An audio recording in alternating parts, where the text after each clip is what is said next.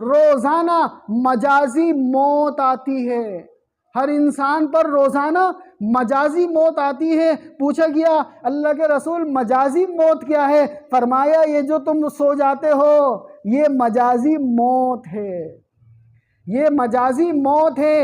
एक हकीकी मौत का शिकार आदमी वो अगर एक तरफ लेटा हुआ हो मुर्दा हालत में, दूसरी तरफ मजाजी मौत का सोने वाला सो रहा हो, तो देखने वाला ये कहेगा कि ये दोनों ही सो रहे हैं, ये दोनों ही सो रहे हैं। बज़ाहिर पता नहीं चलेगा, बज़ाहिर पता नहीं चलेगा।